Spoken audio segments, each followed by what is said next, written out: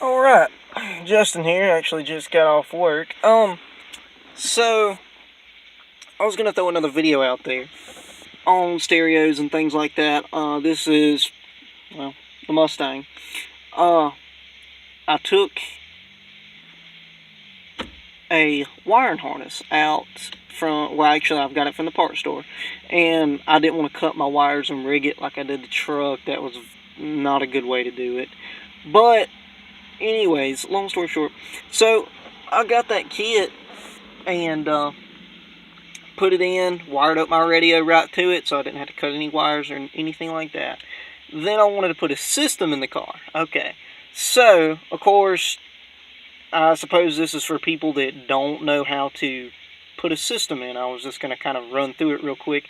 So you got your power, you got your ground, you got your remote wire, and I suppose your RC cords, RCA cords, however you say it. That's what I call them, RCA cords. They're the old style RCAs are the yellow, white, and red. And for this radio and any other aftermarket radio, they're just, red and white. So anyways, you got two wires coming from the back of the stereo. I would pull mine out, but I don't feel like doing it. I'm really tired.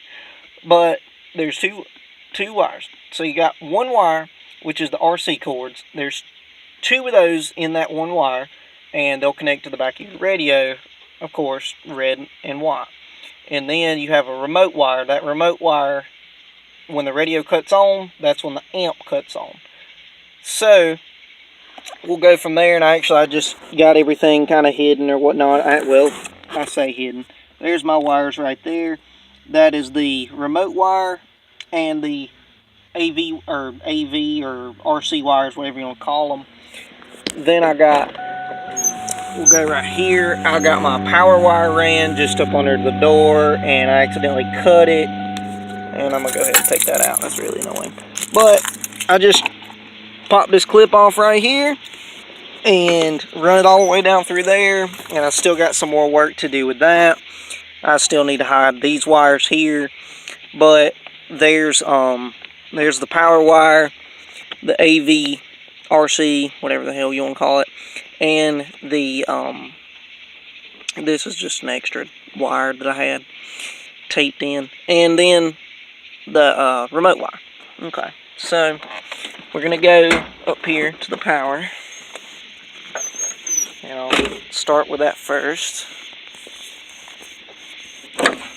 Alright, so right here you got your good old battery, and this is not the battery for this car. They have a really small battery, but I ended up and wanted a big battery because I knew I was going to put a pretty decent system in this car, and I wanted something that would withstand it and not have my alternator dragging along it. So anyways, so you can see my power wire right there, and I just put new cables on it. I hope you guys like that.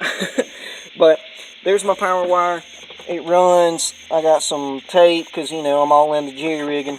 But there's my fuse, and got it ran just right up through there, and I got to do some work to that because the hood's actually touching it, and that can ground out and be bad.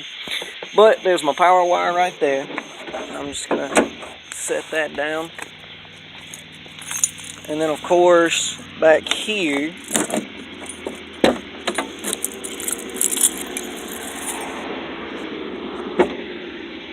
I've got all my junk wires literally just freaking sitting here. But here's the AV cord, RC cord, whatever the hell you want to call it. And this is what I was talking about with the back of the radio. They have a white and a red, and this is for the input. This is if you have an extra amp that you're going to be putting on it.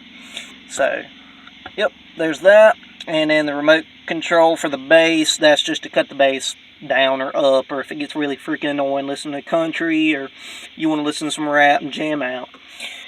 And then I got my ground ran up under there.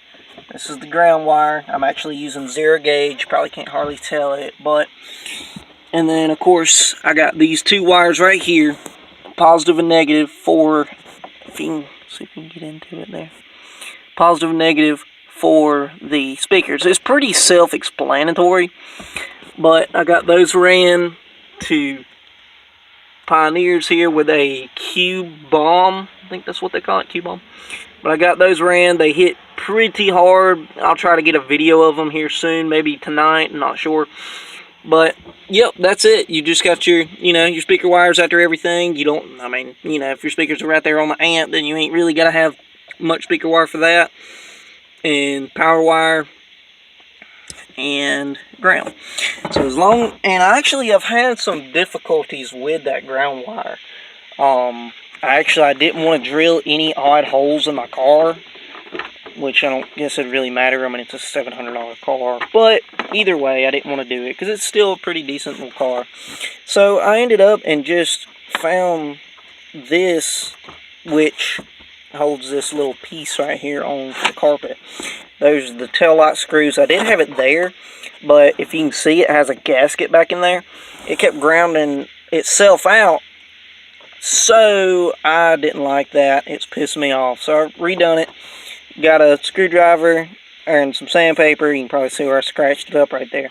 Scratched that washer all up real good and made sure that I had a real good connection, and made sure the wire was, not dangling out of that clip there. But anyways, but yeah, and you gotta have a good ground. Once you have a good ground and a good power, your remote wire and your AV cords, you're set to go. It's pretty self-explanatory unless you've never done it before. And that's why I was just gonna throw this video up there, just something quick and easy, something for you guys to watch right quick. But appreciate it. Like and subscribe.